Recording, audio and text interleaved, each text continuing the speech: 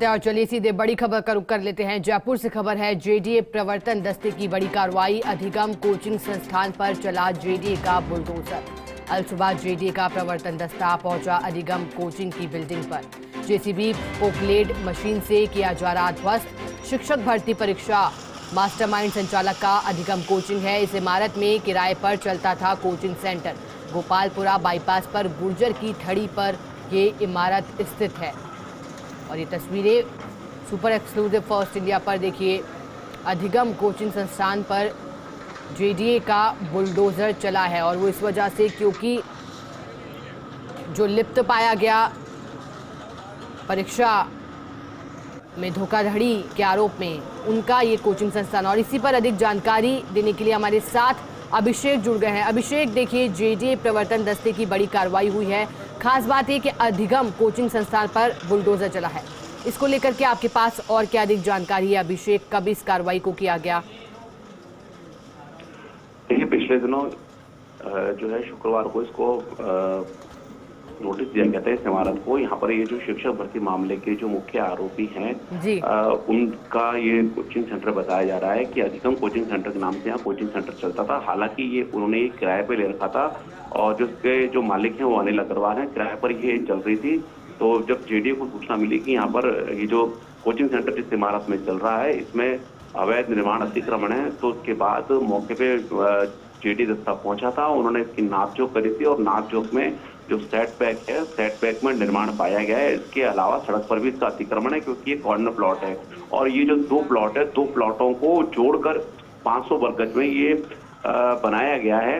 और जहां अतिक्रमण और अवैध निर्माण है उसको तोड़ा जा रहा है। अल सुबह ही जो है जेडीए की टीम वहां पहुंच गई है और जो है कार्रवाई शुरू कर दी गई है। आप देख सकते हैं हमारे विजुअल में किस तरह से इसकी जो पॉकलैंड मशीन है और जेसीबी है, लोखंड मशीन है, उनसे इसको ध्वस्त किया जा रहा है। जहां सेटबैक में निर्माण है और अतिक्रमण है उसको पूरे को ध्वस्त किया जा रहा है।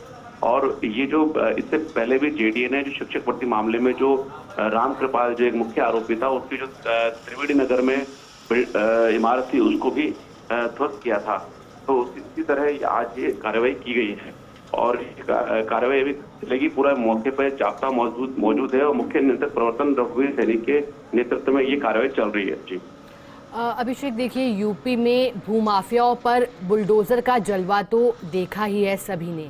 तो अब जिस तरह से अवैध निर्माण की बात आपने बताई और जो ये संचालक बताया जा रहा है, ये एक तरह से शिक्षक भर्ती पेपर मास्टर का मास्टरमाइंड भी बताया जा रहा था। तो क्या भी मान सकते हैं कि अभिषेक आने वाले दिनों में क्या कोई इस तरह की घटनाओं में लिप्त पाया जाता है? क्योंकि एक लगातार सरकार के लिए चुनौती बना है पेपर लीक होने की जो घटनाएं आ रही हैं, तो आने वाले दिनों में भी इस तरह की कार्रवाई की जा सकती है ताकि इस तरह से जो पेपर लीक की घटनाएं हैं जिनसे हजारों और लाखों की संख्या में अभ्यर्थियों के भविष्य जुड़े हुए हैं, इस तरह की कार्रवाई भविष्य में भी की जा सकती है अवैध निर्माण से परे। बिल्कुल, एक तरह से ये एक मैसेज है जो कि इस तरह के भर्ती मामले में, जो पेपर लीक के मामले में जो है लोग इन्वॉल्व होते हैं, जो बेरोजगार है उनके सपनों को चकनाचूर कर दिया जाता है। क्योंकि जब कोई भी प्रतियोगी परीक्षा का पेपर आयोजित होता है उसके पीछे जो है बेरोजगारों के सपने जुड़े होते हैं। लेकिन जब वो लीक हो जाता है, जब परीक्षा रद्द हो जाती है तो काफी उन पे दिक्कत आती है। तो एक तरह से एक बड़ा मैसेज है मौजूदा सरकार का कि जो भी इस तरह से इन्वॉल्व होगा तो उनके खिलाफ इस तरह की कार्रवाई की जाएगी। और क्या इसको लेकर के आपके पास जानकारी है? देखिए, आपने जैसा कि बताया कि अल सुबह जेडीए का प्रवर्तन दस्ता वहां पहुंचा। आसपास किस तरह का वहां पर अभिषेक माहौल देखने को मिला? और जो कोचिंग का संचालक है, हालांकि अनिल अग्रवाल, उसको लेकर के जानकारी भी सामने आई थी कि मास्टरमाइंड पूरे पेपर का है। और किस तरह का वहां आपको नजारा देखने को मिला? मैं आपको क्लियर कर दूं कि अनिल अग्रवाल यहाँ पे केवल इमारत के मालिक हैं, वो इसमें आरोपी नहीं है। आरोपी जो है उसमें सुरेश ढाका, भूपेंद्र सारण, ये लोग आरोपी हैं। और ये कोचिंग सेंटर चलाते थे। अनिल अग्रवाल तो केवल इस इमारत का, उस प्लॉट के मालिक हैं। तो जो कोचिंग सेंटर किराए पे चलता था, सूचना पहले जेडीए को यही मिली थी कि ये पूरी बिल्डिंग ही जो है मुख्य आरोपियों की। लेकिन जब जेडीए ने जांच की तो सामने आया कि अधिगम कोचिंग सेंटर है जो कि आरोपी चलाते हैं, लेकिन ये किराए की इमारत है। किराए की इमारत में ये चलाया जाता है। जी जी, यानी कि अनिल अग्रवाल जो है वो इस पूरे मामले में आरोपी नहीं है, लेकिन पहले जो है गलत एक तरह से सूचना गई। तो इस पूरे मामले पर अनिल अग्रवाल से आपकी बात हो पाई, वो उनका क्या कहना है इस पूरे मामले पर, जिस तरह से गलत प्रचार भी हुआ, उनका नाम भी सामने आया? देखिए, अनिल अग्रवाल जो है मालिक है और उनका जो है उनका जेडीए को यही तर्क था कि साहब मैं यहाँ पर कोचिंग सेंटर नहीं चला रहा था, ये मैंने किराए पे दे रखी थी। लेकिन अवैध निर्माण तो है, जेडीए ने जो जब पूरी नापजोख करी तो उसमें अवैध निर्माण और अतिक्रमण तो पाया गया। उसके बाद ये कार्रवाई की गई, क्योंकि अवैध निर्माण या अतिक्रमण किसी का भी हो, जेडीए की अगर शिकायत मिलती है, जांच की जाती है, अगर सही पाई जाती है शिकायत तो उस पर कार्रवाई होती है। जी, अभिषेक, इसको लेकर के क्या पहले भी जो जेडीए है उनके पास इस तरह की जानकारी थी कि जो बिल्डिंग है इसमें अवैध निर्माण को लेकर के कुछ इनपुट मिले थे जेडीए को भी, या पहले भी इस बात की सूचना थी?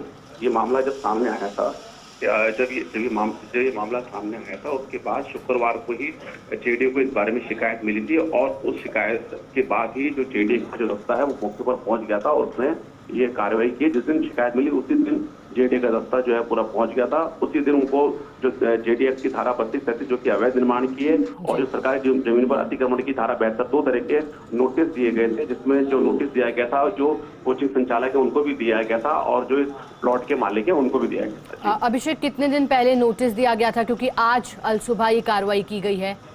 ये नोटिस शुक्रवार को दिया गया था, मैंने जैसा बताया शुक्रवार को दिया गया था। 3 दिन का समय होता है, 3 दिन का समय जो है कल शाम 5 बजे पूरा हो गया था और उसके बाद कल एक नोटिस और दिया गया था कि कोई भी सामान उसको आप खाली कर लीजिए।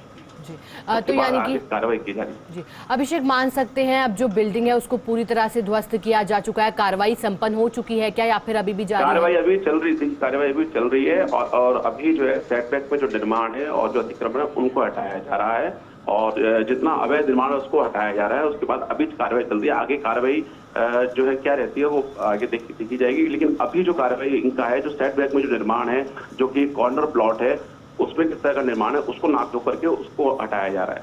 अभिषेक, कितने वक्त से अधिगम कोचिंग संस्थान चल रहा था और कितने संख्या में यहाँ पर अभ्यर्थी पढ़ने के लिए आया करते थे, कोई जानकारी आपके पास इसको लेकर के?